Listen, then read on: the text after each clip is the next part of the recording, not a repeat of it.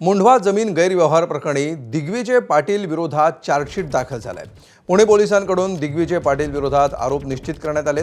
पहिल्या चार्जशीटमध्ये दिग्विजयचं नाव नव्हतं, मात्र पुरवणी चार्जशीटमध्ये हे नाव आता दाखल करण्यात आलेलं आहे। अधिक माहिती घेऊया आमचे प्रतिनिधी मिकी घाई सध्या आपल्या सोबत आहेत। मिकी, काय नेमके अपडेट्स आहेत याबाबत? अमोल, जर आपण बघितलं तर मुंढवा जमीन गैरव्यवहार प्रकरणामध्ये आतापर्यंत पहिली चार्जशीट जी दाखल झालेली होती तिच्यामध्ये फक्त शीतल तेजवानी हिचंच नावाचा उल्लेख होता।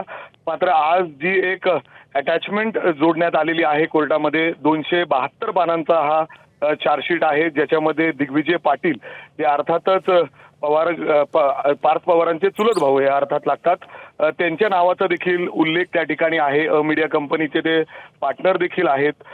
चार्जशीटमध्ये त्यांच्या नावाचा देखील उल्लेख त्या ठिकाणी करण्यात आलेला आहे। मुंढवा जमीन गैरव्यवहार प्रकरणामध्ये महत्त्वाचं म्हणजे पार्थ पवाराचा याच्यामध्ये कुठेही उल्लेख नाही, कारण मुंढवाची जी जमीन होती गैरव्यवहार प्रकरणामध्ये मीडिया कंपनी ज्यांनी ही जमीन घेतलेली होती त्याचे 99% जे मालक आहेत ते पार्थ पवार आहेत। मात्र या चार्जशीटमध्ये महत्त्वाचं म्हणजे पार्थ पवारांच्या नावाचा कुठेही उल्लेख नाही। मात्र आज जर आपण बघितलं तर दिग्विजय पाटील त्यांच्या नावाचा या चार्जशीटमध्ये उल्लेख करण्यात आलेला आहे। म्हणजे अर्थात पुढे नक्कीच दिग्विजय पाटील यांच्यावर देखील कारवाई होणार आहे, कारण त्यांनी देखील ज्या पद्धतीने कर आहे, शासनाचा जो कर आहे तो देखील त्या ठिकाणी बुडवण्याचा प्रयत्न केलेला आहे। निश्चितपणे असे सगळे आरोप आता ठेवण्यात आलेले आहेत आणि हे आरोप आता निश्चित देखील झालेले आहेत। धन्यवाद मिकी या सविस्तर माहितीबद्दल।